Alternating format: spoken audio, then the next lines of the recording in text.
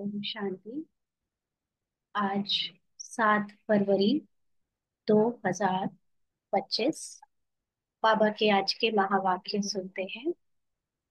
बाबा ने कहा, मीठे बच्चे, हाँ जी बाबा, तुम्हें चलते फिरते याद में रहने का अभ्यास करना है। ज्ञान और योग, यही मुख्य दो चीजें हैं। योग माना याद। तो हमको सिर्फ बैठने के ही समय योग नहीं लगाना होता है। हम कर्म योगी हैं। तो चलते फिरते हर समय हमारे अंदर या तो ज्ञान का स्मरण रहे, ज्ञान का चिंतन चले, मनन चले, या फिर अपनी आत्मा की जो साइलेंस की जो सुप्रीम अवस्था है, या बाबा के साथ जो कंबाइंड अवस्था है, उसको हम अपने बुद्धि में रखें और कर्मों में कर्म करते रहे, चलते फिरते रहे। तो ये अभी आज खास हमको ध्यान रखना है कि चलते फिरते हम अभ्यास को बढ़ाना है, क्योंकि योग हमें निरंतर करते जाना है। हमारा योग का मतलब सिर्फ ये नहीं कि कोई स्वमान लेकर हमने सिर्फ रट लिया और उसको बाबा को देख लिया, दृष्टि ले ली, या सिर्फ किसी तरह बाप दादा को या किसी भी तरह सिर्फ उनको याद कर लिया। योग माना याद। इसका मतलब किस बात की याद? हमें अपनी संपूर्णता की याद, हमें हमारी सर्व शक्तियों की याद, हमारे गुणों की याद, हमारे सच्चे स्वरूप की याद, हमारी अपनी जो महिमा है, जो हम सत्य में हमारा जो स्वरूप, उसका जो स्वमान है, उसकी याद। क्योंकि हमारा असली जो स्वरूप है उसको याद करने के यही सब तरीके हैं। और हमारे जो हमारा मतलब आत्मा का जो कैरेक्टर है, आत्मा की जो चरित्र को, वैसे तो आत्मा का चरित्र ऐसा सच नहीं होता, चरित्र मनुष्यों का होता है। लेकिन कह सकते हैं कि आत्मा सूक्ष्म में जो भी उसकी महिमा है, जैसे भगवान की महिमा है, बाबा की महिमा है, वैसे ही आत्मा भी अपने को बाबा के समान, बाबा के साथ या बाबा के सामने रखकर हमेशा याद में रहे, ताकि वो स्मृति स्वरूप बन जाए। तो हमारा ये अभ्यास चलते फिरते भी अब होते रहना चाहिए। आज का प्रश्न है, अक्लमंद यानी होशियार बच्चे कौन से बोल मुख से नहीं बोलेंगे? अक्लमंद यानी होशियार बच्चे कौन से बोल मुख से नहीं बोलेंगे?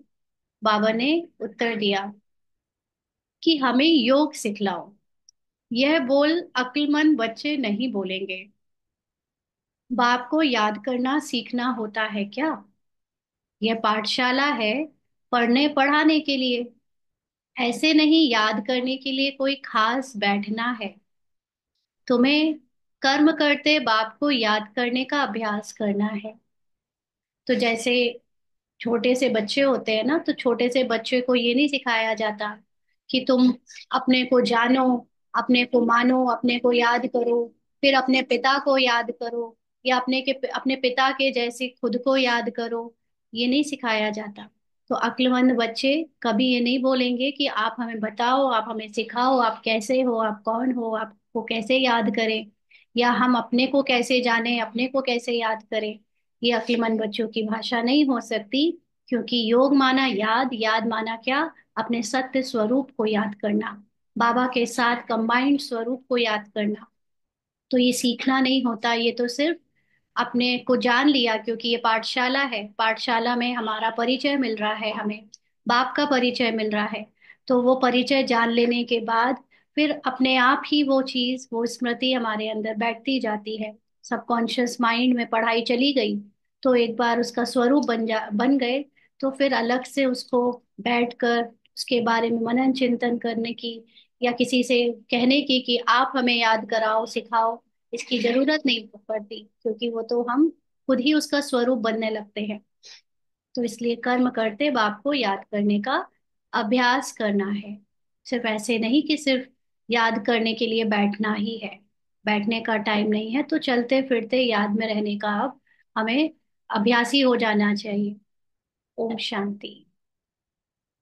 अब रूहानी बाप बैठ रूहानी बच्चों को समझाते हैं।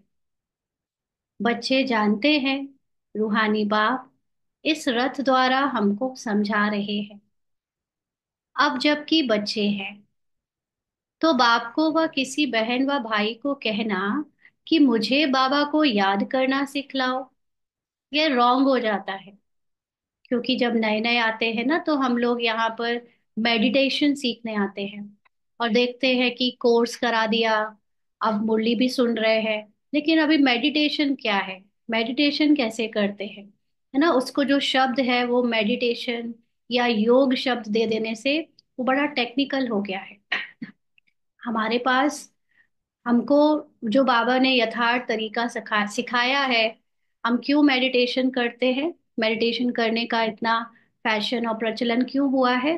ताकि मन को हम सही दिशा दे सके, मन को शांत रख सके, अंतर मुख होकर अपने अंदर की जर्नी कर सके ना। लेकिन हमको मेडिटेशन का प्रॉपर तरीका, जैसे दूसरी संस्था बोलती है कि ऐसे प्राणायाम करो या ऐसे आसन लगा कर बैठो या जिस तरह से कुछ साधो, तो हमें लगता है कि मेडिटेशन मतलब वही होता है।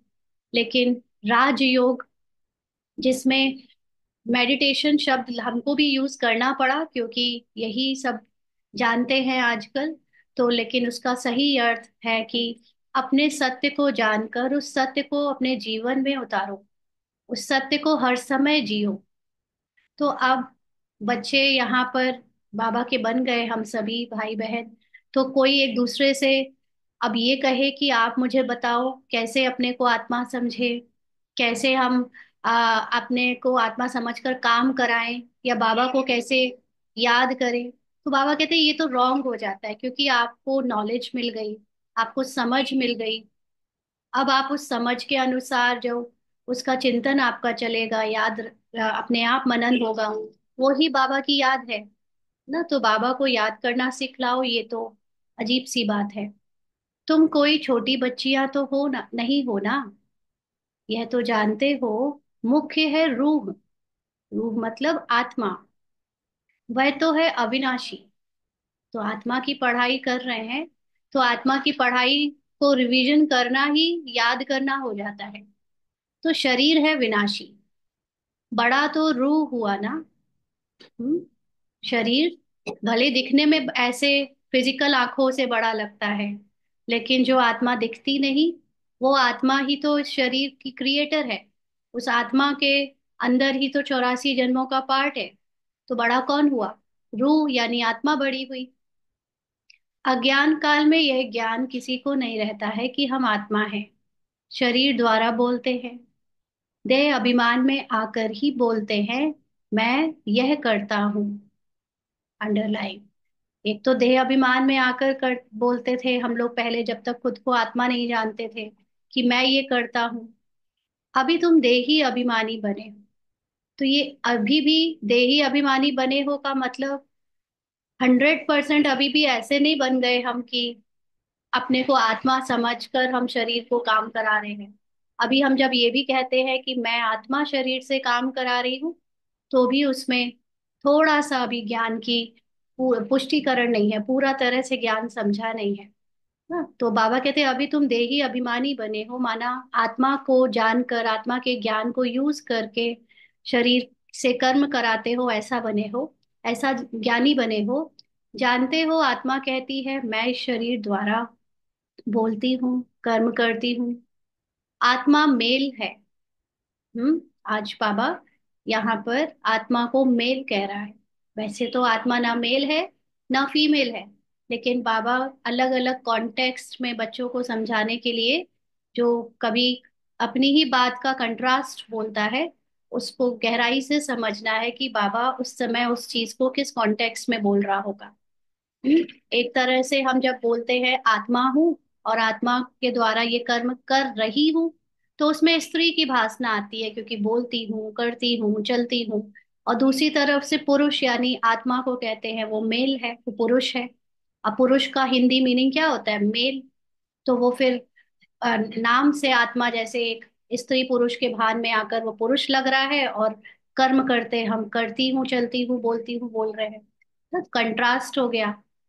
तो बाप समझाते हैं ये बोल बहुत करके सुने जाते हैं। कहते हैं हमको योग में बैठाओ, सामने एक बैठते हैं, इस ख्याल से कि हम भी बाबा की याद में बैठे, यह भी बैठे। होता है ना सेंटर्स में, मधुबन में, सामने एक या दो चार भाई बहन बैठ जाते हैं और उनको देखकर अपने सामने औरों को बैठाया जाता है। क्यों? सिखाने के लिए कि कैसे बैठना होता है, कैसे सोचना होता है, कैसे एकाग्र होना होता है। तो ऐसे बाबा कह रहे हैं कि बच्चे, ऐसे चलता है कि हम भी बैठे बाबा की याद में और सामने भी बैठे। अब पाठशाला कोई इसके लिए नहीं है, ये बात ध्यान रखनी है। जब सभी लोग कहते हैं ना सेंटर जाना चाहिए, सेंटर जाना चाहिए, वहीं योग लगाना चाहिए, तो पाठशाला कोई योग लगाने के लिए नहीं है, पाठशाला पढ़ने के लिए होती है। तो बाबा कहते हैं पाठशाला तो पढ़ाई के लिए है, बाकी ऐसे नहीं कि यहाँ बैठकर सिर्फ तुम्हें याद करना है। अभी तक कई लोग ऐसे हैं जो 40-50 साल से ज्ञान में चल रहे हैं और योग लगाने के लिए सेंटर ही जाते हैं। तो योग लगाने का मतलब उन्होंने समझा ही नहीं अभी तक। योग लगाना नहीं होता है, योगी बन जाना होता है। और योगी बनने का मतलब होता है अंदर से आत्मा के अनुभव में टिक जाना होता है। हर समय अपनी आत्मा, अपनी सूक्ष्मता में रहना होता है। ये दिखने वाली फिजिकल बॉडी और फिजिकल वर्ल्ड और फिजिकल पहचानों से बुद्धि हटाकर अपनी सूक्ष्म शक्ति, जो हमारी रियल ओरिजिनल साइलेंस की स्टेज है, उसमें टिके रहना होता है हर समय। उसका अभ्यास तो चलते फिरते, कर्म करते, बोलते, घर में कुछ भी करते, बाहर कहीं आते जाते, लोगों से मिलते, हर समय करना होता है। तो बाबा के घर में योग का मतलब सिर्फ वो 1 घंटा, आधा घंटा, 2 घंटा बैठकर हठ योगियों के जैसे योग करना नहीं होता है ना। उसके लिए हम सिर्फ वहीं जाके करें। पाठशाला है, सेंटर है पढ़ाई के लिए। तो बाप ने तो समझाया है, चलते फिरते उठते बैठते बाप को याद करो। इसके लिए खास बैठने की भी दरकार नहीं। आज बाबा ने ये बात भी बोली है ना। वैसे अगर आपकी, बैठाया क्यों जाता है?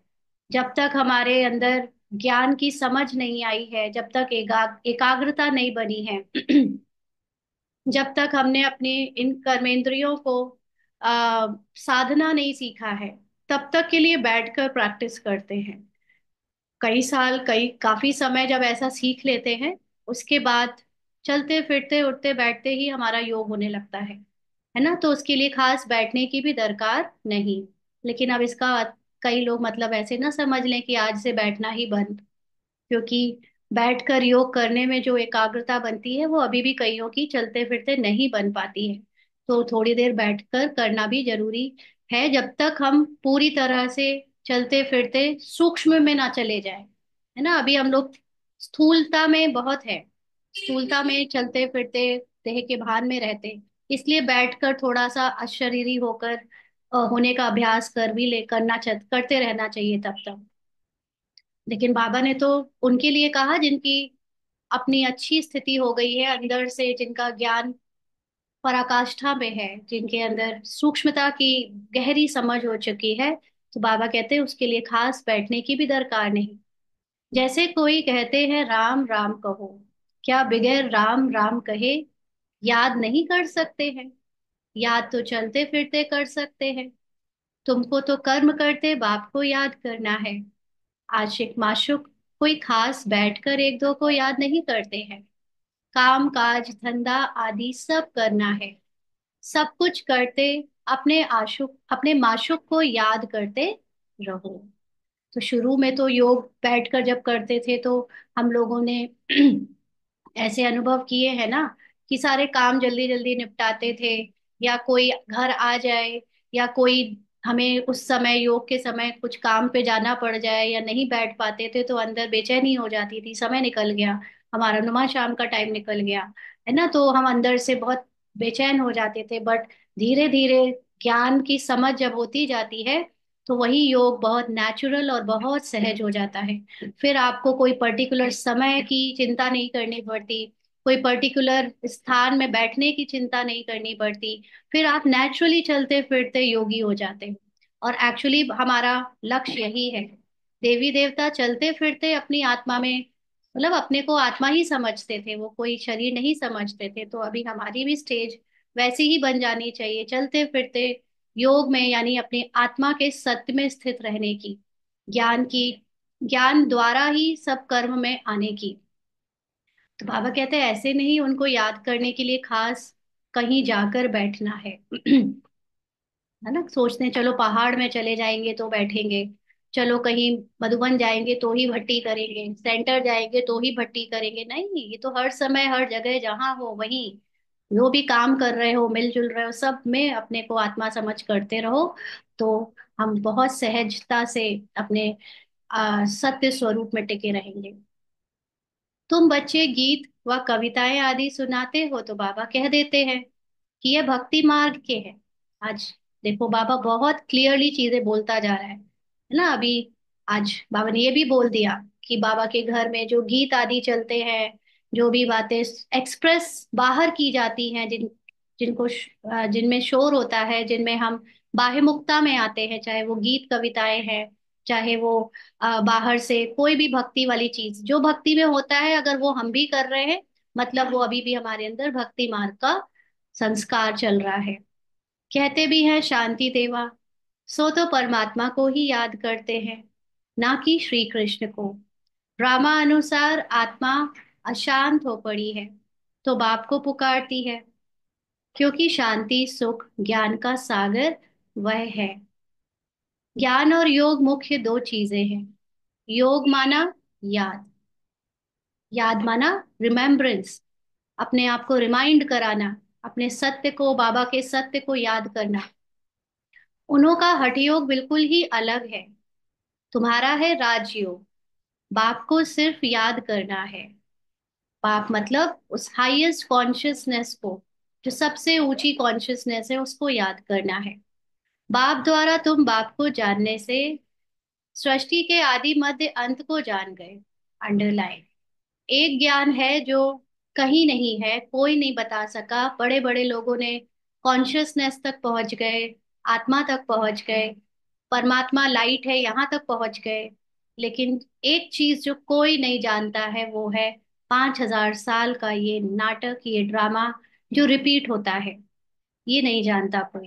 तो ये बाबा ने, भगवान ने खुद आकर हमें बताया है, और यही सबसे बड़ी चाबी है हमारे पुरुषार्थ के लिए, उस आत्मा के अनुभव को बढ़ाने के लिए। तुमको सबसे बड़ी खुशी तो यह है कि हमको भगवान पढ़ाते हैं। दुनिया में किसी को भी अगर ये ज्ञान मिला है, तो या तो किसी ने बहुत तपस्या करके भगवान से प्रेरणा पाई है तो मिला है, या किसी को उन्हीं प्रेरणा देने वालों ने अपने भक्तों को या अपने फॉलोअर्स को दिया है तो मनुष्यों से ही मिला है। लेकिन हमको तो भगवान से सब कुछ पता चला है। तो भगवान का भी पहले पहले पूरा परिचय होना चाहिए। शिव बाबा भी यथार्थ रूप में बाबा के बच्चों को पता नहीं है। कैसे पता चलता है? क्योंकि भगवान यहाँ आया तो है, ये तो सब कहते हैं, लेकिन अभी यहाँ पर भी मेजॉरिटी ब्राह्मण्स भक्ति की सारी चीजें कर रहे हैं। जैसे बाबा ने अभी 2 दिन पहले कहा ना, यहाँ नमस्ते करने की भी दरकार नहीं। तो हम लोग यहाँ नमस्ते भी करते, याद प्यार भी भेजते, फिर हम लोग यहाँ भोग भी लगाते, फिर यहाँ पर हम लोग जो भक्ति में नियम संयम है वो सारे यहाँ पर भी करते। फिजिकल बॉडी की सारी चीजें जो भक्ति में की जाती है वो ब्राह्मण्स भी करते। क्यों? क्योंकि अभी तक सूक्ष्मता में अगर भगवान को जान लिया होता तो हम फिजिकल बॉडी की कोई बात ही नहीं करते। फिजिकल चीजों में हमारी कोई, किसी के रोल में हमारा कोई इंटरेस्ट ही नहीं होता। हमारे यहाँ पर अभी कौन सा, कौन सी दादी, कौन सी दीदी, भाई बहन, इन सब की स्मृति दिवस, इनका, इनको याद करना, उनके रोल की तारीफ करना, उनके द्वारा सेवाओं की का डिस्क्रिप्शन करना, ये सब जो चलता है ये सब भक्ति मार्ग की प्रथा है ना। क्योंकि सूक्ष्म में जिसने आत्मा को जान लिया, वे जानता है कि नाटक में हर एक एक्टर को ड्रामा अनुसार अपनी अपनी एक्टिंग मिली है, और एक्टिंग जब ओवर हो जाती है तो वो अपना कॉस्ट्यूम बदल के चला जाता है, दूसरे लोग कॉस्ट्यूम अपने पार्ट को प्ले करने आ जाते हैं। तो अपने पार्ट को अच्छे से प्ले करना चाहिए, ना कि पहले जाने वाले एक्टर्स की बारे में बातें करके समय बिता देना चाहिए ना। अब जिसका जो समय है वो अपना अपना पार्ट अच्छे से प्ले करे, और अगर याद ही करना है तो सिर्फ एक उस सुप्रीम कॉन्शियसनेस, उस परमात्मा को याद करे, क्योंकि उसको याद करने से हमारी कॉन्शियसनेस ऊंची होती है, हायर होती है। बाकी किसी को याद करने से, किसी के रोल की तारीफ करने से कुछ मिलता नहीं है ना। तो इसलिए बाबा के बच्चों को भी अभी भगवान का पूरा पूरा परिचय नहीं है। तो पहले तो भगवान का भी पूरा पूरा परिचय होना चाहिए। ऐसा तो कभी नहीं जाना कि जैसे आत्मा स्टार है वैसे भगवान भी स्टार है। वह भी आत्मा है, परंतु उनको परम आत्मा, सुप्रीम सोल कहा जाता है। वह कभी पुनर्जन्म तो लेते नहीं है। कौन नहीं लेता? वो सुप्रीम कॉन्शियसनेस को, क्योंकि कभी वो ड्रामा के अंदर का खुद को समझता ही नहीं है। वो जानता है वो ड्रामा से बाहर है, वो नाटक के अंदर कभी अपना पार्ट भी देख रहा है इस समय कि उसका पार्ट यहाँ पर चल रहा है, ऐसा बच्चों को लगता है। मतलब हम सारे आत्माएं एक कॉन्शियसनेस से परमात्मा को यहाँ जानने का, उनके द्वारा अपने ट्रुथ को पहचानने का, रिवाइज करने का एक्ट कर रहे हैं। लेकिन वो ये जानता है कि ये एक्ट कोई नया नहीं है, ये एक्ट कोई पहली बार नहीं हो रहा है, ये बनी बनाई स्क्रिप्ट के अकॉर्डिंग लाइट के शो में हो रहा है। तो ये पुनर्जन्म बाबा को कभी लेने की जरूरत नहीं, क्योंकि वो जानता है यहाँ ये रोल जो 5,000 साल के हैं पहले से फिक्स्ड है और वो बाहर है। ऐसे तो आत्मा भी बाहर है, लेकिन क्योंकि आत्मा को एक्टिंग करने में अपनी सत्य की विस्मृति हो गई है, तो वो पुनर्जन्म अपने आप को लेता हुआ समझती है। जब आप सच में अपनी हायर कॉन्शियसनेस में चले जाओगे तो पता चलेगा कि आत्मा भी पुनर्जन्म नहीं लेती है। पुनर्जन्म ये जो होते हुए दिख रहे हैं ये सब एक बनी बनाई स्क्रिप्ट में 5,000 साल की एक्ट है ना। जैसे हीरो एक मूवी में एक्टिंग करता है, दूसरी में करता है, तीसरी में करता है, चौथी में करता है, लेकिन हीरो हमेशा बाहर रहता है। ऐसे नहीं कि वो डीडीएलजे मूवी में अगर शाहरुख खान था तो आज अगर आप शाहरुख खान की मूवी देख रहे हो, डीडीएलजे या मोहब्बतें या कोई और, तो वो उस पर्दे के अंदर है, वो वहां नहीं है अब। वो ना डीडीएलजे में है, ना वो मोहब्बतें में है, ना वो किसी भी शो में है। वो बाहर बैठा है अपने घर में आराम से। ऐसे ही हम सब आत्माएं परम धाम में आराम से बैठी हुई है। हम सिर्फ अपनी मूवी को देख रहे हैं। अभी तक उस स्मृति, उस अनुभव में बच्चे पहुंचे नहीं हैं। अल्टीमेटली हमको उसी अनुभव में पहुंचना है कि हम परम धाम में ही बैठे हैं। रोल में जो पुनर्जन्म दिख रहे हैं वो एक बनी बनाई मूवी चल रही है। हम अभी पूरी तरह मूवी में डूबे हुए हैं, तो हमें लगता है कि हम पुनर्जन्म ले रहे हैं, है ना। लेकिन ठीक है, अभी हम लोग जो मिडिल ऑफ द वे है, तो वहां तक ये ज्ञान भी ठीक है कि यहाँ तक हम पुनर्जन्म लेते हैं, बाबा नहीं लेता है।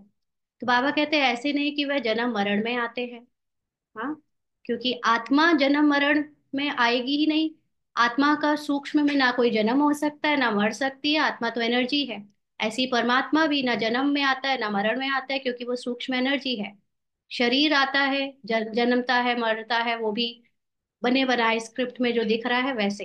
अदरवाइज रियल में तो वो भी नहीं हो रहा। तो बाबा कहते हैं नहीं, पुनर्जन्म नहीं लेते हैं। कौन? परमात्मा खुद आकर समझाते हैं मैं कैसे आता हूँ। त्रिमूर्ति का गायन भी भारत में है। त्रिमूर्ति ब्रह्मा विष्णु शंकर का चित्र भी दिखाते हैं। शिव परमात्माएं नमः कहते हैं। उस ऊंचते ऊंच बाप को भूल गए हैं, सिर्फ त्रिमूर्ति का चित्र दे दिया है। तो जो ब्रह्मा विष्णु शंकर का सूक्ष्म शरीर दिखाते हैं, उसको बनाने वाला, उसको जानने वाला या उनके द्वारा कर्तव्य कराने वाला शिव है। वो जो बिंदी है, वो जो निराकार है, एक एनर्जी है, वो हम सब का अभी ये त्रिमूर्ति पार्ट प्ले करवाती है ना। हमको ब्रह्मा के द्वारा ब्राह्मण बनाती है, फिर जब हमारा पुरुषार्थ पे हम माया पे विजय पा लेते हैं तो हम ही विष्णु बनते हैं। और अंदर हमारे साथ ही साथ शंकर का डिस्ट्रक्शन का भी पार्ट चल रहा है, मतलब पुरानी स्मृति, पुराने संस्कार के समाप्ति का भी पार्ट चल रहा है। तो ये तीनों पार्ट हमसे प्ले कौन करा रहा है? परमात्मा शिव। इसीलिए उसका चित्रों में जो स्वरूप दिखा दिया, ब्रह्मा विष्णु शंकर तीनों को बनाने वाला शिव, तो वो तीनों कर्तव्य हमसे हर एक एक्ट में हम सब के अंदर चल रहा है, वो कराने वाला परमात्मा है Shiva. Shiva means highest consciousness, जो नॉलेजफुल है, बीज रूप है वो परमात्मा। तो ऊपर में शिव तो जरूर होना चाहिए, जिससे यह समझे कि इनका रचयिता शिव है। रचना तो कभी वर्षा रचना से कभी वर्षा नहीं मिल सकता।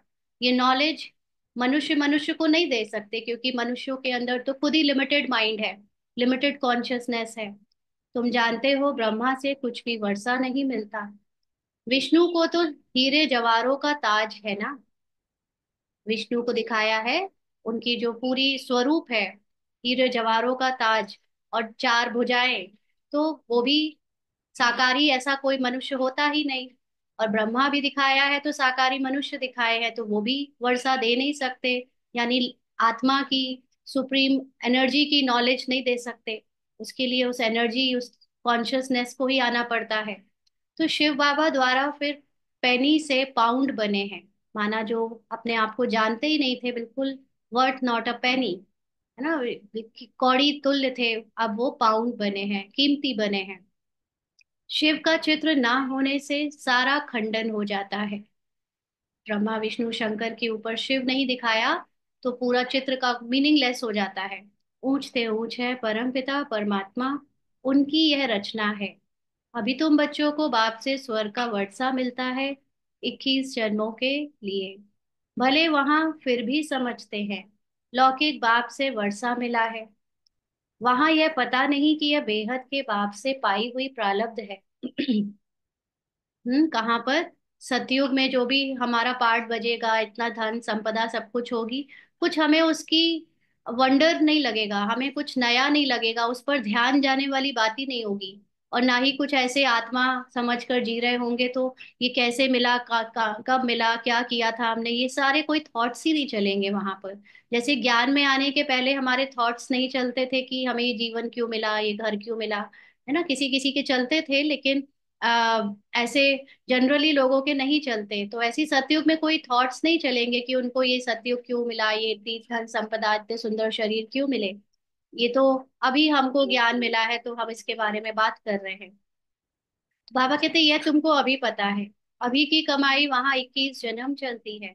माना ये जो नॉलेज हमारे अंदर आ जाती है, इस नॉलेज से हम अपने सत्य को जो पल पल जीते हैं, वो सत्य ही हमको, हमारी कॉन्शियसनेस को इतना ऊंचा कर देता है कि पूरा संसार में जो आज कलयुग और सफरिंग वाला और एकदम तमो प्रधान दिख रहा है, वो कन्वर्ट होकर सतो प्रधान हो जाता है, क्योंकि हमारी अंदर की कॉन्शियसनेस सतो प्रधान हो जाती है। तो 21 जन्म तक वो कॉन्शियसनेस चलती है। वहां ये मालूम नहीं रहता कि इस ज्ञान का बिल्कुल पता नहीं नहीं रहता। हमें तो वहां ज्ञान क्या, ये भी नहीं पता होगा कि हमें कुछ पता नहीं है ना, उधर ये नॉलेज भी नहीं होगी। यह ज्ञान ना देवताओं में है ना शूद्रों में रहता है। माना ह्यूमन रोल में सिर्फ ब्राह्मण रोल ऐसा है जिसको ये ज्ञान मिलता है। बाकी शुरू से लेकर अंत तक ये ज्ञान, आत्मा का ज्ञान किसी को नहीं पता होता। आत्मा में जीते हैं देवता, आत्मा की स्थिति में रहते हैं, लेकिन उसकी नॉलेज नहीं रखते। तो यह ज्ञान है ही तुम ब्राह्मणों में। ये है रूहानी ज्ञान। स्पिरिचुअल का अर्थ भी नहीं जानते हैं। डॉक्टर ऑफ फिलॉसफी कहते हैं। डॉक्टर ऑफ स्पिरिचुअल नॉलेज एक ही बाप है। बाप को सर्जन भी कहा जाता है ना। सर्जन क्यों कहते हैं? क्योंकि भगवान आकर आत्माओं को जो मनुष्य देहभान की बीमारी है उससे निकाल कर आत्माभिमानी, यानी उनको साफ कर देते हैं, उनकी सर्जरी कर देते हैं। तो भगवान को सर्जन भी कहा जाता है। साधु सन्यासी आदि कोई सर्जन थोड़ी ही है। वेद शास्त्र आदि पढ़ने वालों को डॉक्टर थोड़े ही कहेंगे ना। आजकल ऐसे कहने भी लगे हैं लोग कि अब साधु सन्यासियों के पास कोई ताकत नहीं बची है। अब वो किसी का कुछ भला नहीं कर पा रहे हैं, बस अपने ही खुद ही बीमार हो गए इनफैक्ट। उन्हीं को नाम मान शान और ये सब कुछ चाहिए जो माया है पूरी। तो अभी उनको तो डॉक्टर बिल्कुल नहीं बोल सकते। वो क्या आत्मा का अनुभव कराएंगे किसी को जब जिनको खुद को ही अनुभव नहीं है। तो बाबा कहते हैं भले टाइटल भी दे देते हैं, परंतु वास्तव में रूहानी सर्जन है एक बाप, जो रूह को इंजेक्शन लगाते हैं। इस बात का इंजेक्शन, आत्मा को ज्ञान का इंजेक्शन, उसके मन को ज्ञान का इंजेक्शन। क्योंकि बीमार कौन हुआ है? आत्मा तो बीमार होती नहीं है ना। आत्मा का जो मन है, मन बुद्धि संस्कार, ये जो फैकल्टी है, ये बीमार होती है। इसको बाबा इंजेक्शन लगाकर, ज्ञान का इंजेक्शन लगाकर फिर हेल्दी बनाता है। तो सन्यासियों के लिए बाबा कहते वह है भक्ति। उनको कहना चाहिए डॉक्टर ऑफ भक्ति अथवा शास्त्रों का ज्ञान देते हैं, उनसे फायदा कुछ भी नहीं होता। लिखी लिखाई किताब पढ़ देते हैं ना, जैसे अभी हम लोग भी लिखी लिखाई मुरली पढ़ रहे हैं। देखा जाए तो अभी हम भी भक्ति का ही एक पार्ट प्ले कर रहे हैं कि हम भी लिखी लिखाई मुरली पढ़ते हैं रोज हर सेंटर में। बाबा की लिखी लिखाई मुरली को पढ़कर हम अपने को ज्ञानी समझने लगते हैं। ये भी एक भक्ति का ही हिस्सा है। ये पढ़ाई जो बाबा करा रहा है, जब तक आपने इस पढ़ाई को अपने स्वरूप में नहीं उतारा है, आपने इसको श्वासों श्वास अनुभव नहीं किया है, वी आर स्टिल इन भक्ति। हम ब्रह्मा कुमारी भी भक्ति कर रहे हैं, हम दूसरों को क्या बोलते हैं, है ना। हम भी पढ़ा पढ़ाया रटा रटाया ज्ञान सबको सुना देते हैं जो बाबा ने कहा। जिसने अनुभव किया है, जिसने सत्यता को जिया है, जिसने उस सत्य को प्रैक्टिकली अप्लाई किया है लाइफ में और करता आ रहा है, और चलते फिरते कर्म करते सोते जागते मैं आत्मा मेरा सत्य जिसे अनुभव होता है, वो एक्चुअली ज्ञान है। अदरवाइज हम भी वही कर रहे हैं। तो बाबा कहते हैं उनको कहना चाहिए डॉक्टर ऑफ भक्ति अथवा शास्त्रों का ज्ञान देते हैं, उनसे फायदा कुछ भी नहीं होता, नीचे गिरते ही जाते हैं। तो उनको डॉक्टर कैसे कहेंगे? डॉक्टर तो फायदा पहुंचाते हैं ना।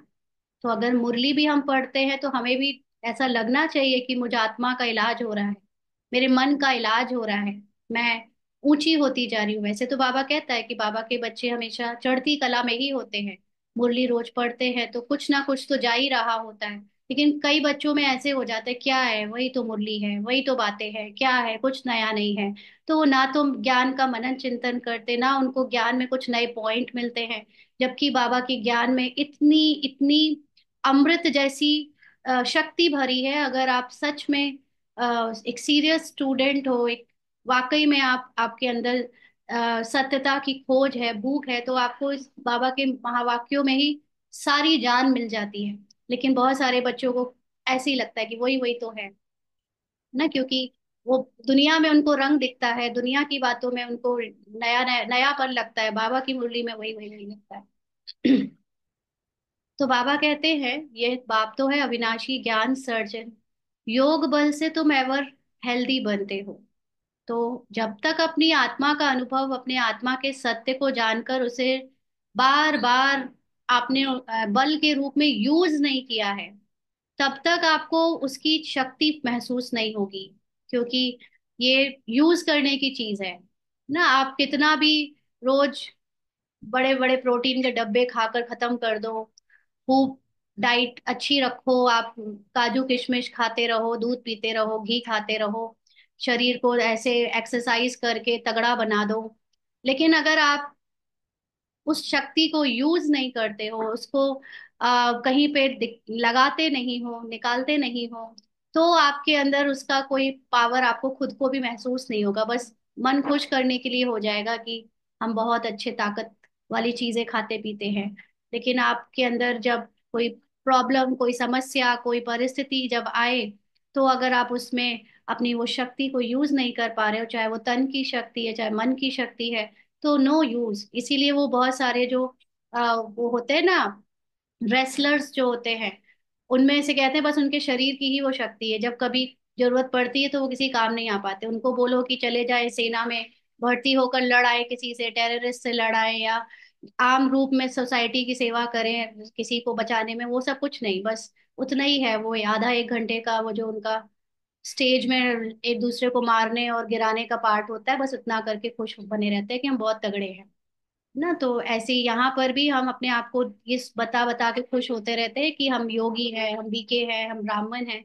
बट एक्चुअली में उसकी पावर को हमें यूज करना तभी आएगा जब हम उसको अपनी डेली लाइफ में चलते फिरते कर्म करते अपने ही संकल्पों में, मतलब रोल के संकल्पों में, रोल के जो भी रोज चल रहा है उसमें यूज करेंगे, सूक्ष्म रूप में यूज करेंगे। तो बाबा कहते हैं यह तो तुम बच्चे ही जानते हो, बाहर वाले क्या जाने। योग बल की बात बाहर वाले क्या जाने। उनको अविनाशी सर्जन कहा जाता है।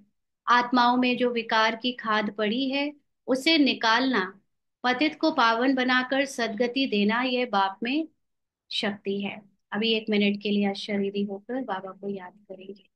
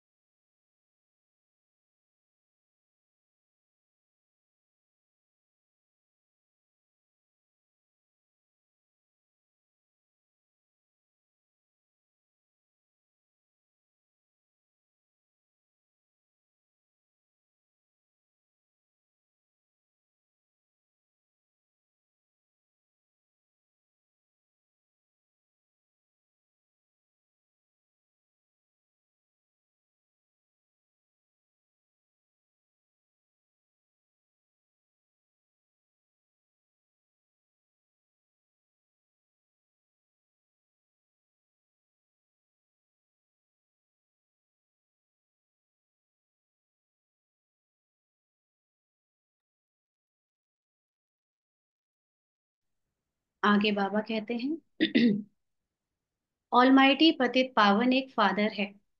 ऑलमाइटी कोई मनुष्य को नहीं कह सकते। क्यों भगवान ऑलमाइटी है? भगवान की माइट किसमें समाई है? भगवान की नॉलेज में। भगवान के अंदर ये जो नॉलेज है कि वो मनुष्य नहीं है, वो आत्मा है, वो रोल में चल रही है, कहानी नहीं है, वो इससे न्यारा है। और हम मनुष्य भी ये रोल नहीं है, उससे न्यारी आत्मा है।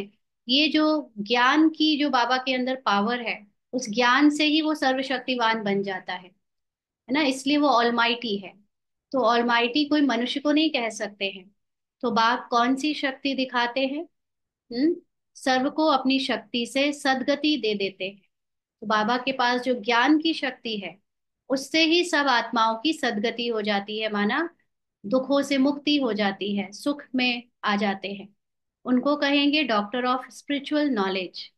डॉक्टर ऑफ फिलॉसफी, यह तो ढेर के ढेर मनुष्य हैं। स्पिरिचुअल डॉक्टर एक है। आत्मा का डॉक्टर कह लो, आत्मा का नॉलेजफुल, आत्मा का ज्ञान टीचर सिर्फ एक ही है। तो अब बाप कहते हैं अपने को आत्मा समझ, मुझ बाप को याद करो और पवित्र बनो।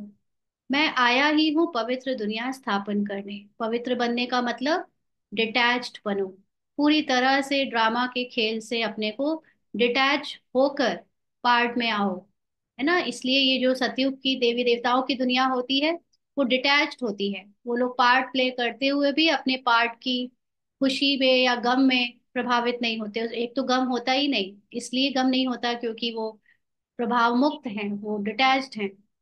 तो बाबा आया है ऐसी ही दुनिया की स्थापना करने। फिर तुम पतित क्यों बनते? माना तुम बार बार रोल से अटैचमेंट क्यों करते हो? ड्रामा से, कहानी से, शरीरों की दुनिया से अटैचमेंट क्यों करते हो? पावन बनो, पतित मत बनो। सभी आत्माओं को बाप का डायरेक्शन है। गृहस्थ व्यवहार में रहते कमल फूल समान पवित्र रहो। सिंह बाबा ने कहा था ना, कमल के बहुत सारे बच्चे होते हैं लेकिन वो सदा पानी के ऊपर रहता है ना, एक बूंद भी पानी की उसके ऊपर पंखुड़ी में नहीं आ पाती। ऐसे ही हम भी सब कुछ करें, चाहे बच्चे पाले, चाहे पति को ध्यान रखे, चाहे सास ससुर का, चाहे घर गृहस्थी में, समाज में कुछ भी करे, लेकिन बुद्धि एकदम उपराम रहे कि मैं ये सब कुछ नहीं हूँ, मैं आत्मा रोल से अलग हूँ। बाल ब्रह्मचारी बनो, तो फिर पवित्र दुनिया के मालिक बन जाएंगे। तो बाबा की भाषा में बाल ब्रह्मचारी का मतलब ये नहीं है कि बचपन से ही तुम विकारों में नहीं जाओ।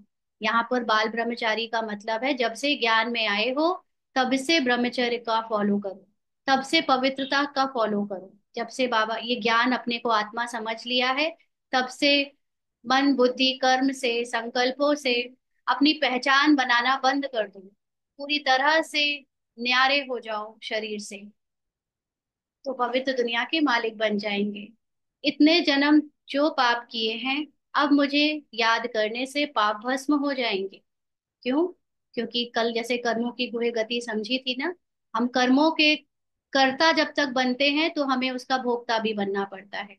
और जब हम बाबा को याद करके अपने सत्य आत्मा को जान लेते हैं, तो कर्तापन से जब हम मुक्त हो जाते हैं, क्योंकि ड्रामा में जो भी हुआ वो बनी बनाई स्क्रिप्ट, नथिंग न्यू।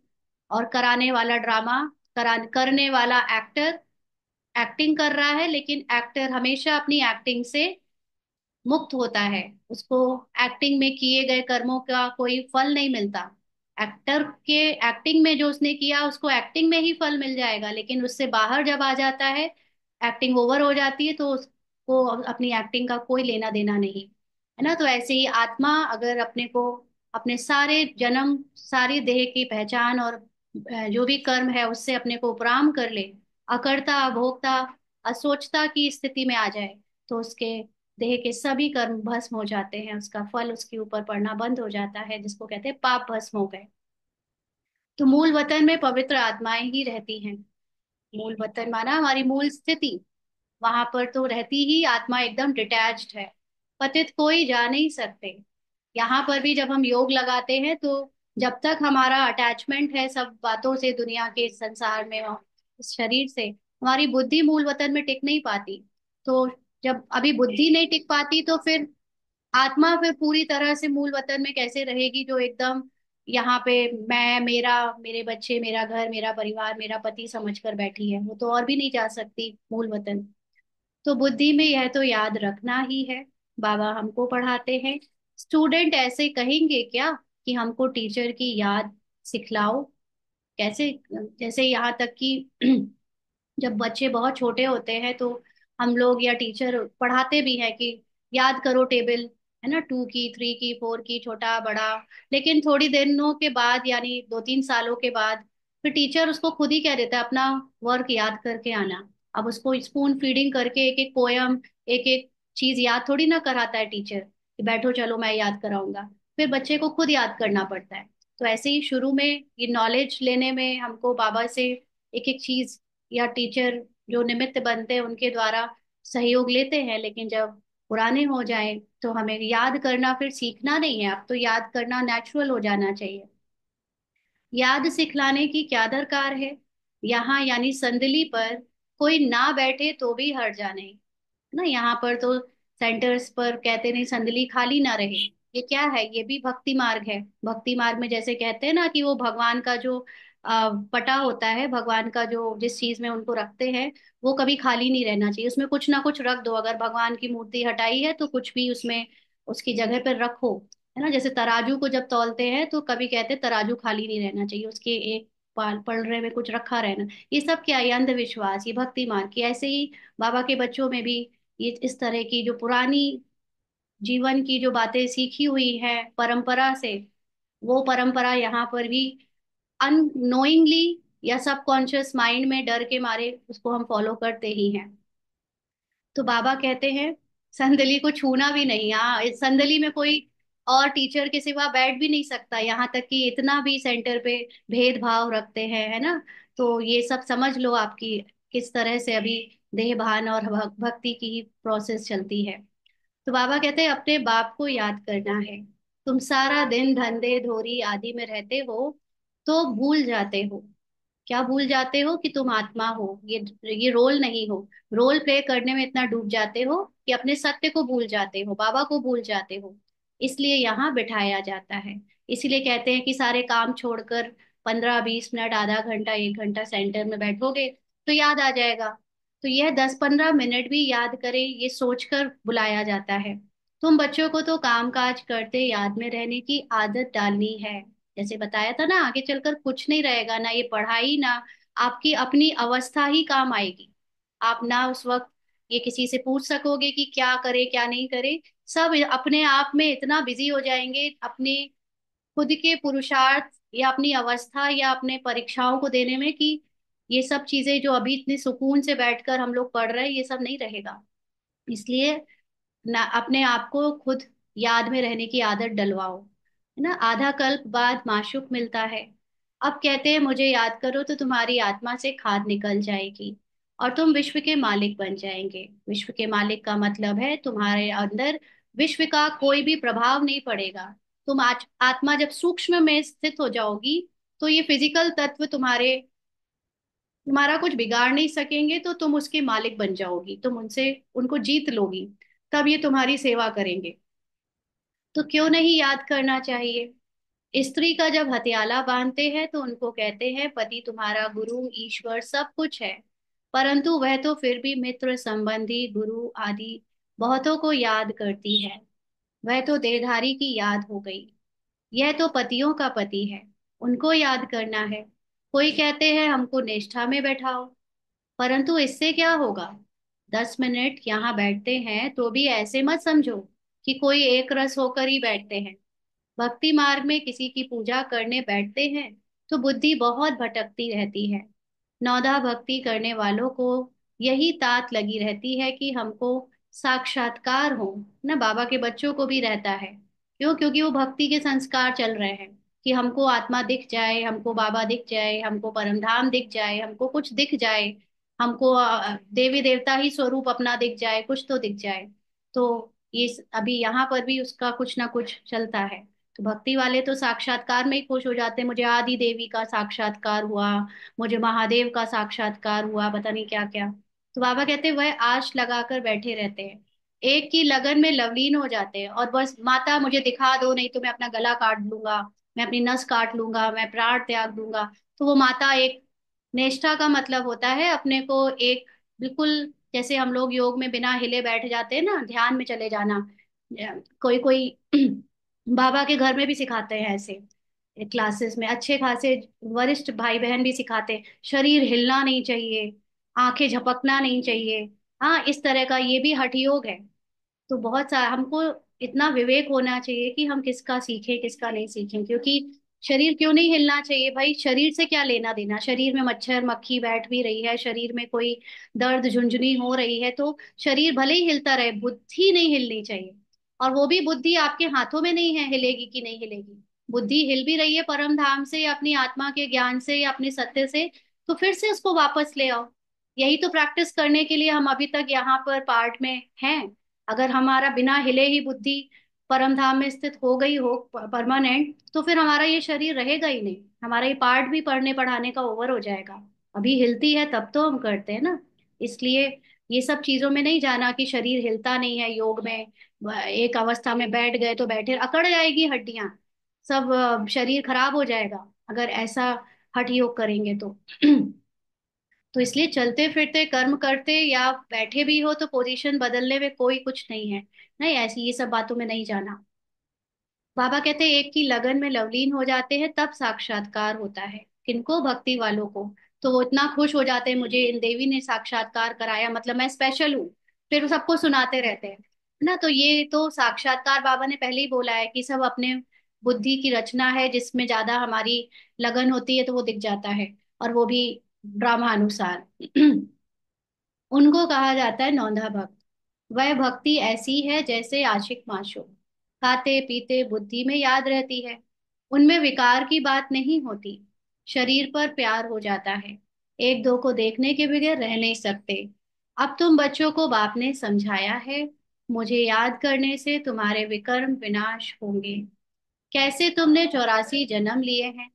बीज को याद करने से सारा झाड़ याद आ जाता है। बीज मतलब आत्मा, जो ये नॉलेज का क्रिएटर है, नोअर है, नॉट क्रिएटर बट नॉलेज का जो नोअर है, जिसको सारा ज्ञान पता है, उस परमात्मा को, बीज को याद करो तो सारा ज्ञान सारा ड्रामा याद आ जाता है। तो यह वैरायटी धर्मों का झाड़ है ना। यह सिर्फ तुम्हारी बुद्धि में ही है कि भारत गोल्डन एज में था, अब आयरन एज में है ना। अब तो पूरा भारत में ही, और बल्कि पूरे विश्व में अब ये चर्चा चलने लगी है कि सतयुग आ रहा है, हेवन आ रहा है धरती पे, अब गोल्डन एज शुरू हो रहा है। अब हर कोई बोलने लगा है, इतने करीब है हम। बाबा कहते हैं ये अंग्रेजी अक्षर अच्छे हैं, इनका अर्थ अच्छा निकलता है। आत्मा सच्चा सोना होती है, फिर उनमें खाद पड़ती है, अभी बिल्कुल झूठी हो गई है। इनको कहा जाता है आयरन एजेड, क्योंकि आयरन के ऊपर तुरंत कोई ना कोई ऐसे वो रस्ट लग जाता है ना, जंग लग जाती है, जबकि सोने के ऊपर जंग नहीं लगती। तो हम ये बुद्धि से बिल्कुल आयरन एज हो गए, मन बुद्धि, तो उसके ऊपर जंग लगी हुई है, अहंकार की, झूठे अभिमान की, शरीर के पहचान की। तो आत्माएं आयरन एजेड होने से जेवर भी ऐसा हो गया है। आत्मा मतलब आत्मा का मन, आत्मा नहीं, आत्मा का अंदर जो उसका मन बुद्धि संस्कार है वो आयरन एजेड हो गया है। अभी बाप कहते हैं मैं पतित पावन हूँ, मामेकम याद करो। तुम मुझे बुलाते हो, हे पतित पावन आओ, मैं कल्प कल्प आकर तुमको यह युक्ति बतलाता हूँ। मन मना भव मध्याजी भव, अर्थात स्वर्ग के मालिक बनो। मन से, बाबा के मन से खुद के मन को जब आप मैच कर लेते हो, अभी हम लोग मैच कर रहे हैं। बाबा जिस महिमा में जिस स्वमान में स्थित है, अभी हम लोग उस स्वमान और उस महिमा को अपना स्वरूप बनाने की मेहनत कर रहे हैं, याद कर रहे हैं, है ना। तो इसको कहते हैं मन मना भव। तो मध्याजी भव का मतलब आप विष्णु के समान एकदम निश्चिंत, जैसे वो विनर हो गए, जीत गए, आत्माभिमानी स्थिति को पूरा उन्होंने पा लिया, वैसे ही हम भी आत्माभिमानी स्थिति पर जीत पालेंगे। उसको मध्याजी भव, विष्णु बनना कहते हैं। अर्थात स्वर्ग के मालिक बनो। तो स्वर्ग कहाँ है? विष्णु क्या है? विष्णु स्वर्ग के मालिक है, यानी विष्णु मतलब जिसने विष को जीत लिया है ना। तो अभी हमारे अंदर जो विष है, जो कलयुग का पार्ट है, शूद्रपना है, उसकी जो महाभारत चल रही है, 18 अक्षौणी सेना की युद्ध चल रही है, उसको जो हम अपने अंदर बाबा के ज्ञान के शस्त्र मूसल से मार रहे हैं, है ना, और अपनी आत्मा के स्वमान को याद करके उस पर युद्ध कर रहे हैं। तो वो करते करते जब हम विजय प्राप्त कर लेंगे, पूरी तरह से नॉलेजफुल हो जाएंगे और माया को जान जाएंगे अच्छे से। माया को जानना ही माया को जीतना है। एक्चुअली माया को भगाया नहीं जाता है। माया को जब आप जान लेते हो, तो माया जब जब आती है तो अपना ध्यान आप माया से अलग कर लेते हो, हटा देते हो। तो माया अपने आप आपके सामने से गायब हो जाती है, क्योंकि माया एक्चुअली रियल में एग्जिस्ट करती नहीं है। माया मतलब इल्यूजन जो है नहीं, लेकिन आपको लगता है ना। तो ये जो हमारे अंदर अभिमान, अहंकार और झूठी झूठी चीजें हैं, डर है, ये सब ये रियल में एग्जिस्ट करते नहीं है, बट हमें ऐसा लगता है कि ये है। तो हम जब तक इसको नोटिस नहीं करते थे, तो ये हमारे अंदर बने हुए थे और बढ़ते जा रहे थे। अब हम इसको नोटिस करना जान गए कि कभी डर लग रहा है, कभी मोह आ रहा है, कभी अहंकार आ रहा है, कभी कुछ, तो हम नोटिस करते हैं। तो अटेंशन रखकर हम जितना नोटिस करते हैं, वो अपने आप मर्ज हो जाता है छुप के। जैसे चूहे को जब देखो तो वो अपने बिल में चला जाता है ना, ऐसे ही ये माया बिल्ली, माया चूही घुस जाती है अपने अंदर, खत्म हो जाती है अपने आप, जब इसको कंटिन्यू नोटिस करते रहो। तो फिर वही विष्णु की अवस्था है जिसमें आप पूरी तरह पवित्र हो जाते हो। आप ज्ञान का शंख बजाना मतलब आप नॉलेजफुल हो जाते हो, है ना। नॉलेजफुल होते हो तो ऑटोमेटिकली आपके तीनों स्वरूपों से, मन वचन कर्म से, नॉलेज की वाइब्रेशंस चारों तरफ फैलती है। हर वक्त सेवा होती है आपके द्वारा, क्योंकि अब आपके स्वरूप से सेवा हो रही है। फिर वो जो गदा रख देते हैं तो मतलब जीत गए आपने, माया पर या देह भान पर जीत पाली और विकारों पर जीत पाली, है ना। इस तरह से सारी चीजें जो दिखाई हैं वो विष्णु एक अवस्था है। और जिसने अपने अंदर विष्णु अवस्था को पा लिया, वो स्वर्ग का मालिक बन गया, माना वो पहुंच ही गया अपने स्वर्ग में। बाकी कहानी में तो रोल में जब समय आएगा तब आएगा, लेकिन हमारे अंदर स्वर्ग तो अभी आएगा। तो बाबा कहते हैं, कोई कहते हैं हमको योग में बहुत मजा आता है, ज्ञान में इतना मजा नहीं, बस योग करके यह भागेंगे, योग ही अच्छा लगता है। कहते हैं हमको तो शांति चाहिए। अच्छा, बाप को तो यहाँ भी बैठ याद करो। हाँ, बाप को तो कहाँ भी बैठ याद करो, याद करते करते तुम शांति धाम में चले जाएंगे। इसमें योग सिखलाने की बात ही नहीं है, बाप को याद करना है। ऐसे बहुत हैं जो सेंटर्स पर जाकर आधा पौना घंटा बैठते हैं, कहते हैं हमको निष्ठा कराओ, या तो कहेंगे बाबा ने प्रोग्राम दिया है निष्ठा का। यहाँ बाबा कहते हैं चलते फिरते याद में रहो, ना से तो बैठना चलो अच्छा है ना। आपको अगर चलते फिरते कह दिया तो कई लोग फिर याद भी नहीं करते और बैठते भी नहीं। तो ऐसा भी नहीं करना है भैया, तो फिर बैठ के ही याद कर लो, कुछ नहीं कर रहे हो तुम, चलते फिरते कई लोग नहीं याद करते, तो बैठना भी छोड़ देते हैं और चलते फिरते भी नहीं करते, तब तो बिल्कुल ही लॉस हो जाता है। इसलिए चलो बैठ ही लो थोड़ी देर। बाबा मना नहीं करते हैं, भले सारी रात बैठो, परंतु ऐसी आदत थोड़ी डालनी है कि बस रात को ही याद करना है। आदत यह डालनी है कि काम काज करते याद करना है। इसमें बड़ी मेहनत है, बुद्धि घड़ी घड़ी और तरफ भाग जाती है ना। कई लोग सोचते हैं अमृत वेला 3 घंटा कर लिया, बस पूरे दिन फिर भूले हुए हैं। तो ऐसे नहीं करना है, बाकी समय बुद्धि को यहाँ वहां लगाए हुए हैं। तो भक्ति मार्ग में भी बुद्धि भाग जाती है, फिर अपने को चुटकी काटते हैं। सच्चे भक्त जो होते हैं उनकी बात करते हैं। तो यहाँ भी अपने साथ ऐसी ऐसी बातें करनी चाहिए। बाबा को क्यों नहीं याद किया? याद नहीं करेंगे तो विश्व के मालिक कैसे बनेंगे? आशिक माशूक तो नाम रूप में फंसे रहते हैं, है ना। आशिक माशूक को तो एक शरीर दिखता है, एक शक्ल दिखती है, उनके कर्म दिखते हैं, वो हंसी दिखती है, वो आवाज सुनाई देती है। वो आशिक माशूक रियल फिजिकल वाली वर्ल्ड की है। लेकिन यहाँ तो बाबा को याद करने के लिए हमें नाम रूप से भी परे जाना होता है ना। तो यहाँ तो तुम अपने को आत्मा समझ बाप को याद करते हो। हम आत्मा इस शरीर से अलग है, शरीर में आने से कर्म करना होता है। बहुत ऐसे भी है जो कहते हैं कि हम दीदार करें, माना हमको बाबा दिख जाए। अब दीदार क्या करेंगे, वह तो बिंदी है ना। कई लोग समझते हैं ब्रह्मा बाबा को देख लेना मतलब बाबा को देख लेना, ऐसा भी नहीं है। ब्रह्मा बाबा यथार्थ परमात्मा थोड़ी ना है कि अगर आपने उनको देख लिया तो आपको परमात्मा या शिव बाबा दिख गया। बाबा कहते हैं अच्छा, कोई कहते हैं श्री कृष्ण का दीदार करें। श्री कृष्ण का तो चित्र भी है ना, जो जड़ है सो फिर चैतन्य में देखेंगे। इससे फायदा क्या हुआ? अगर मूर्ति में देख लो, या सामने अगर आपने अपने बुद्धि या नेत्रों से, आंखों से भी देख लिया, तो फायदा क्या है? क्या मिल जाएगा? साक्षात्कार से थोड़ी ही फायदा होगा। तुम बाप को याद करो तो आत्मा पवित्र हो। नारायण का साक्षात्कार होने से नारायण थोड़े ही बन जाएंगे।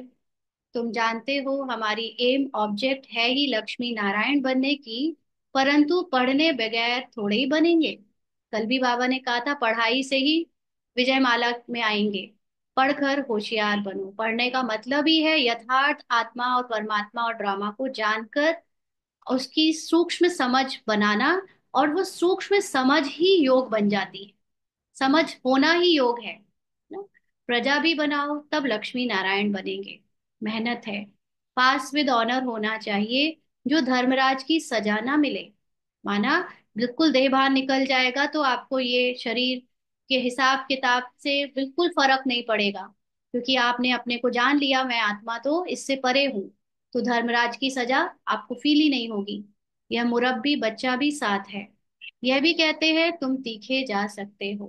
बाबा के ऊपर तो कितना बोझा है। ब्रह्मा बाबा के ऊपर देखने में कितनी जिम्मेवारियां थी, तो उनको तो आ, ज्यादा या जिम्मेवारी का माया आ, विघ्न डालती होगी। सारा दिन कितने ख्यालात करने पड़ते हैं। हम इतना याद नहीं कर सकते हैं। भोजन पर थोड़ी याद रहती भोजन पर थोड़ी याद रहती, फिर भूल जाते हैं। समझता हूँ बाबा और हम दोनों सैर करते हैं। सैर करते करते बाबा को भूल जाता हूँ। खिसकनी वस्तु है ना। बाबा क्या होता है? खिसक जाता है। घड़ी घड़ी याद खिसक जाती है। इसमें बहुत मेहनत है। याद से ही आत्मा पवित्र होनी है। बहुतों को पढ़ाएंगे तो उच्च पद पाएंगे। जो अच्छा समझते हैं वह अच्छा पद पाएंगे ना। जिनकी समझ अच्छी हो गई, माना वो टिकी गए अच्छी कॉन्शियसनेस में। प्रदर्शनी में कितनी प्रजा बनती है। तुम एक एक लाखों की सेवा करेंगे, और फिर अपनी भी अवस्था ऐसी चाहिए। कर्मातीत अवस्था हो जाएगी, फिर शरीर नहीं रहेगा। आगे चल तुम समझेंगे। अब लड़ाई जोर हो जाएगी, फिर ढेर तुम्हारे पास आते रहेंगे ना। जब ढेर हमारे पास आएंगे तो हमारे अंदर अगर देह अभिमान बचा हुआ होगा तो हम खुद कैसे अपने को पास करा पाएंगे। इसलिए ढेर आने के पहले अपनी अवस्था को, अशरीरी को, पने को नेचुरल बना लेना चाहिए। महिमा बढ़ती जाएगी। अंत में सन्यासी भी आएंगे, बाप को याद करने लग पड़ेंगे। उनका पार्ट ही मुक्ति धाम में जाने का है।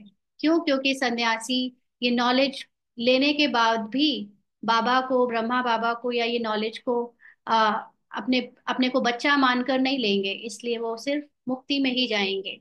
नॉलेज तो लेंगे नहीं। तुम्हारा मैसेज सभी आत्माओं तक पहुंचना है। अखबारों द्वारा बहुत सुनेंगे। कितने गांव हैं, सबको पैगाम देना है। मैसेंजर पैगंबर तुम ही हो।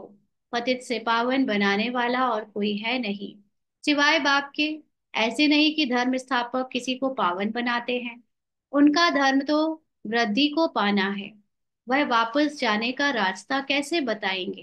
हाँ, धर्म स्थापक तो शरीर का ही रोल एक्सटेंड कर देते हैं कि अब चलो, अब क्रिश्चियनिटी एक और डिवीजन, मुस्लिम्स एक और डिवीजन, बौद्ध एक और डिवीजन। वो तो बांटते चले जाते हैं। जो अभी तक धर्म स्थापक आए उन्होंने तो संसार को और बांट ही दिया ना। अलग अलग माइंडसेट, भले भले ही वो बात यूनिटी की करते थे, लेकिन उनके फॉलोअर्स तो बढ़ते चले गए। तो वो वापस आत्मा को, जो हम ज्ञान लेकर यूनाइटेड हो रहे हैं, एक धर्म की स्थापना कर रहे हैं, वो उनके द्वारा नहीं हो सकता। तो बाबा कहते हैं सर्व का सद्गति दाता एक है। तुम बच्चों को अब पवित्र जरूर बनना है। बहुत है जो पवित्र नहीं रहते हैं। काम महाशत्रु है ना। अच्छे अच्छे बच्चे गिर पड़ते हैं। कुदृष्टि भी काम का ही अंश है।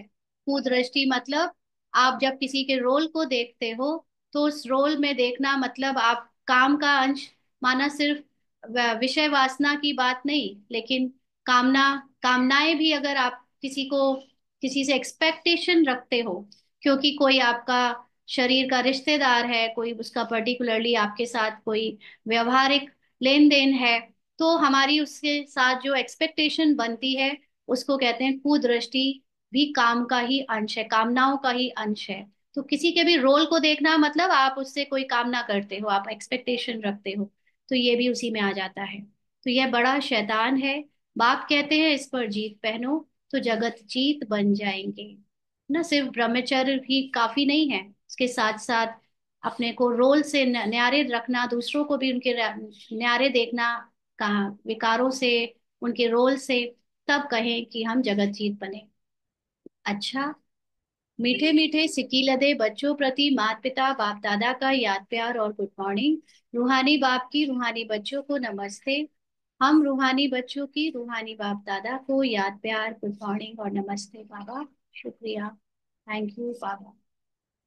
धारणा के लिए मुख्य सार। काम काज करते रहने में, सॉरी, काम काज करते याद में रहने की आदत डालनी है। बाप के साथ जाने व पावन नई दुनिया का मालिक बनने के लिए पवित्र जरूर बनना है। ऊंच पद पाने के लिए बहुतों की सेवा करनी है, बहुतों को पढ़ाना है। मैसेंजर बन यह मैसेज सभी तक पहुंचाना है। वरदान है आज का। स्नेह की गोद में आंतरिक सुख व सर्व शक्तियों का अनुभव करने वाले यथार्थ पुरुषार्थी भव। स्नेह की गोद में आंतरिक सुख व सर्व शक्तियों का अनुभव करने वाले यथार्थ पुरुषार्थी भव। यथार्थ पुरुषार्थी का अर्थ क्या होता है?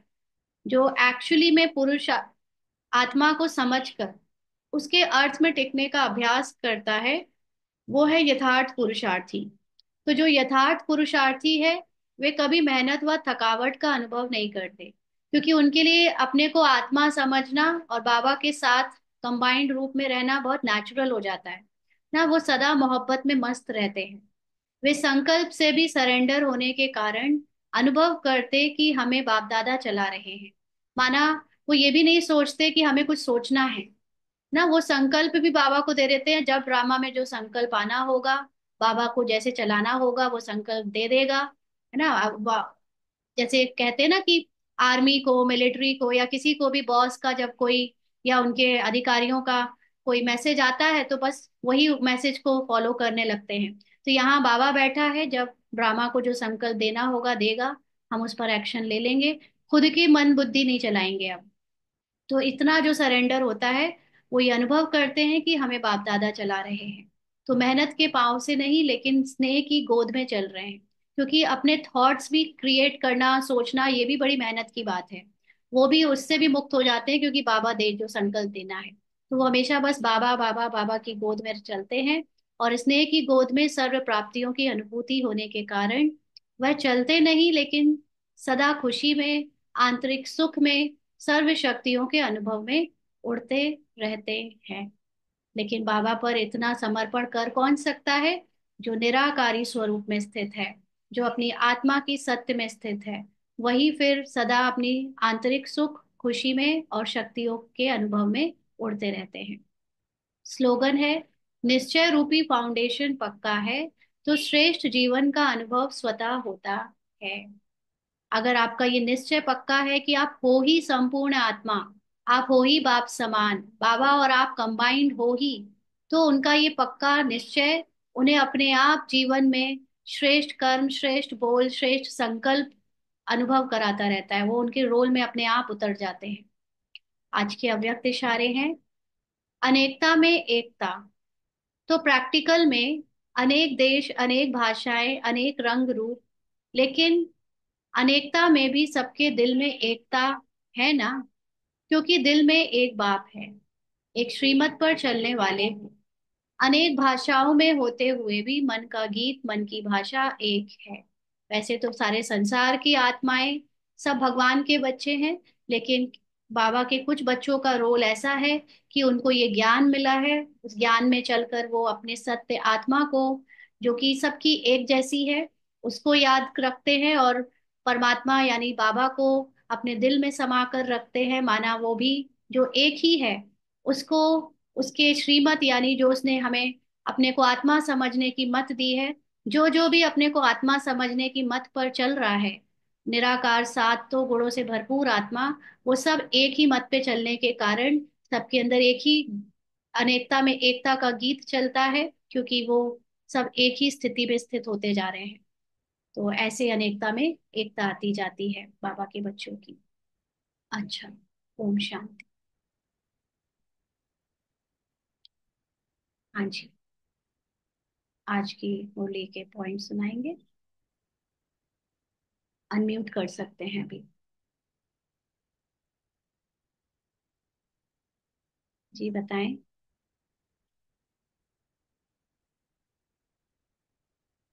कौन सुना रहा है पहले? ओम शांति दीदी।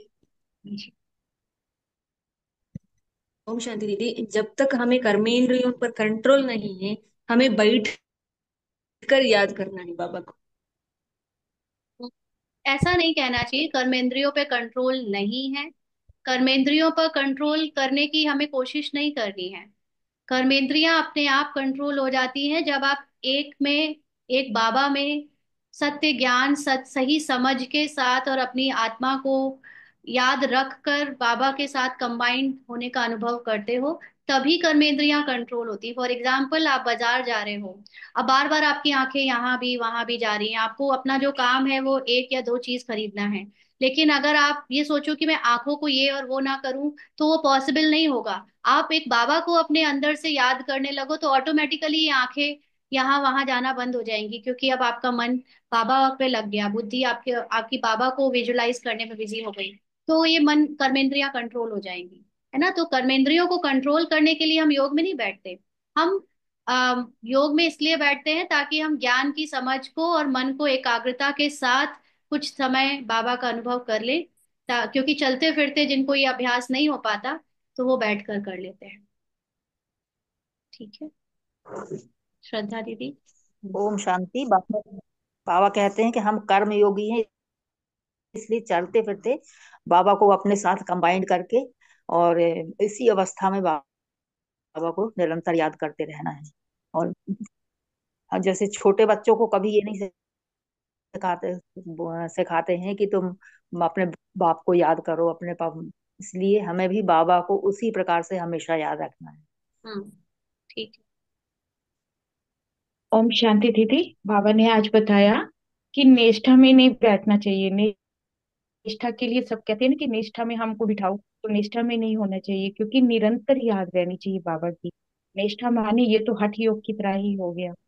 है। ये बाबा ने कहा कि एक्चुअली निष्ठा कुछ भी ऐसा नहीं है नहीं, कि नहीं निरंतर होना याद। चाहिए, क्योंकि बच्चों की क्वालिटी ऐसी है कि बहुत सारी चीजें करनी भी पड़ती हैं। सब एक जैसी एक क्वालिटी की नहीं है ना, कि ज्ञान में आते ही अपनी सूक्ष्मता में चले गए हों। मेजॉरिटी तो ज्ञान में इतने साल चलने के बाद भी सूक्ष्मता में नहीं आ पाए, तो ये सारी स्थूल चीजें करनी पड़ती हैं। जैसे अभी किसी ने पूछा ना कि आहार का कितना इफेक्ट है, तो जैसे ये बोला कि भक्ति में जैसे हम लोग हर चीज फॉलो करते हैं, वो बाबा के बच्चे भी क्यों कर रहे हैं? क्योंकि क्वालिटी ऐसी ही है। पूरे विश्व की आत्माओं को अगर आप फ्रेगमेंटेशन में बांटोगे, तो मुश्किल से 0.1% ऐसे बच्चे, ऐसे लोग, आत्माएं हैं जिनकी अवस्था सूक्ष्मता वाली होती है। अब जिनकी अवस्था 5% ऐसे हैं जो थोड़ा सा ठीक है, बाकी के 95% तो देह भान में ही अंत तक रहेंगे। तो अब उनके लिए देहभान वाली बातें करनी पड़ती हैं, ताकि वो अपना आहार विहार, अपनी सोच, अपने कर्म, अपनी चलन, अपनी हर चीज पर ध्यान रखकर कम से कम पार्ट में तो शुद्ध और पवित्र रहें। इसलिए शुरुआत वहां से करते हैं कि आप अपने पार्ट में भोजन स्वस्थ सात्विक रखो, ब्रह्मचर्य करो, सारी पालनाएं करो। लेकिन जो सूक्ष्मता वाला है वो ऑलरेडी ये सब कुछ कर रहा होगा। सूक्ष्मता वाला ये नहीं है कि वो जी मांस दीदी। मच्छी खाने लगेगा, वो विकारों पे जाएगा। सूक्ष्मता वाला तो वैसे ही वो शरीर के भान से परे है, उसको तो इन सब चीजों का भान ही नहीं है कि क्या होता है। वो बहुत सूक्ष्म में रहता है, वो फिजिकल चीजों की आसक्तियों से परे हो जाता है। भले ही रोल में अगर उसके है जी भी परिवार के साथ रहना, या घर में रहते खाना पीना खाते रहना, लेकिन उसके ऊपर इस चीजों का फर्क नहीं पड़ता। वो बहुत गुप्त रूप से अपने अंदर आत्मा में स्थित है, लेकिन मेजोरिटी में नहीं जी होता दीदी। ना होगा। इसलिए ये थैंक यू भोजन और दीदी। ब्रह्मचर्य सब करना ही पड़ेगा। जी दीदी। थैंक यू दी। थैंक यू बाबा। हाँ जी। नीना बहन। ओम शांति दीदी। हाँ जी मम्मी बहन। जी मोनी बहन जी, बताओ। ओम शांति। आज जैसे बाबा ने कहा, जो कुछ भी हम यहाँ पर इतना सुंदर ज्ञान की बातें हम सुनते हैं, समझते भी हैं, तो उनको हमें अपने डेली यूज में अप्लाई भी जरूर करना है ना। जैसे जितना जितना हम निराकारी अवस्था में रहेंगे, अपने ओरिजिनल स्थिति में रहेंगे, तो जो हमारे कर्मों की जो, जैसे कहते हैं ना, भोगनाएं आ भी रही हैं, तो वो हमें महसूस नहीं होंगी। हम्म। ठीक है। ओम शांति। ओम शांति दीदी। जैसे बाबा ने कहा ना कि मैं भी सितारा, तुम आत्मा भी मेरे ही जैसे स्टार मिसल हो, मतलब सिर्फ ज्ञान हो। तो ऐसा, मतलब शास्त्रों में भी ये आत्मा को हमेशा अकाल तख्त मूर्त और निरंकार निराकार ये बताया है। बस समझने की बात है कि जैसे अब साधु महात्मा भी बोलते हैं ना कि अलख निरंजन। तो अलख निरंजन का मतलब यही तो होता है रंजन मतलब दाग धब्बे, और निरंजन मतलब बेदाग, कुछ भी नहीं, निराकार। तो हमारे मतलब बताते तो सभी लोग हैं, पर यह है कि हम लोगों को कभी समझ नहीं आया, बाबा ने समझाया है इसको। राइट। और आत्मता, ओम आत्मा शांति। की ओम सूक्ष्मता शांति। में जाकर ही आपको एक्चुअली वो बातें पता चलती हैं, जो इतने सालों से हमने भक्ति में भी पढ़ी सुनी ना, वो जी बातें जी। गलत नहीं है। उन बातों में भी पूरा आत्मा का रहस्य छुपा हुआ था, लिखा गलत नहीं। ने सही लिखा है। लेकिन समझने वाले इतने देह अभिमान में थे, बिल्कुल। और हम भी देह अभिमान में होते हैं, इसलिए हम उसका यथार्थ एक्सट्रैक्ट नहीं निकाल पाते, है ना, अपने लिए यूज नहीं कर बस पाते। बस जी। अब बाकी जब सब अनुभव हुआ है, ओम शांति बाबा। हाँ, अब जब आत्मा का अनुभव हो गया है तो एक एक चीज का रहस्य मतलब समझ में आने लगा है कि कुछ भी गलत नहीं है। ये ज्ञान ओम ऑलरेडी शांति। था। मैं समझ ही गलत। हाँ, सिर्फ ड्रामा का जी ज्ञान छोड़ दें, बाकी सारा ज्ञान ऑलरेडी था। ड्रामा भी का भी ज्ञान था, लेकिन इस तरह से नहीं था कि ये रिपीट होगा या हो रहा है, और वो भी इतने शॉर्ट में 5,000 साल में। हिंदू में तो ये भी है जी कि साइकिल में ही सब कुछ चल रहा है, बट उन्होंने लाखों वर्ष कह दिया, बस ये प्रॉब्लम हो गई। 5,000 वर्ष बोलते तो जल्दी जल्दी शायद जी जी। ध्यान देते, है ना। समझ में भी आता है जी। हाँ। ओम जब शांति। पैदा होते ही बच्चे को देह भान में फंसाने का ही अपने यहाँ रिवाज है ही, ड्रामा हाँ। अनुसार ही है वो, हाँ। तो कि वो बच्चा जो पैदा जो होता है चीज तभी से ही नहीं उसको समझी है, वो हर नहीं चीज का समझने भान का भी करवाते पार्ट ही जाते हैं। था। है ना। हाँ हाँ, जी जी, वही ड्रामा ही ऐसा था, तो वो होता गया, जब नहीं समझने था। का आया तो स्मृति और स्मृति का ही तो बाबा खेल। समझा रहे हैं। हम्म।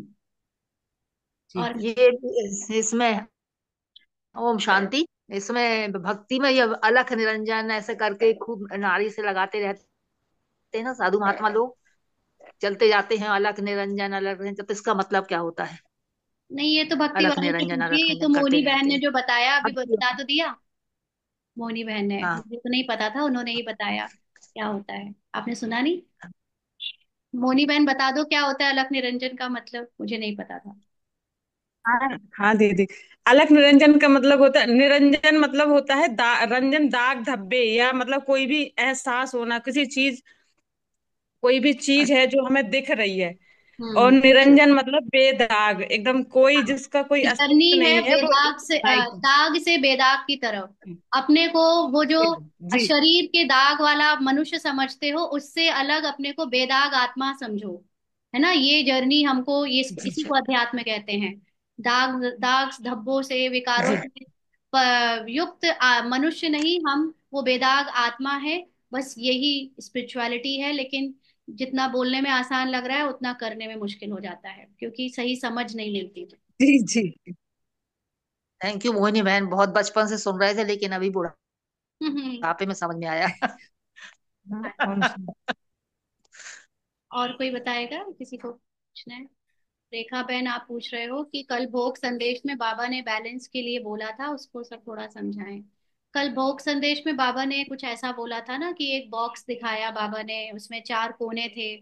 फर्स्ट कोना था बैलेंस का, दूसरा कॉर्नर था अ, किस चीज का था एक्चुअली, आप लोग मुझे बताओ तो मैं उसको, मुझे जब सुना था तो उसमें मुझे समझ, लास्ट कॉर्नर था बाप समान का।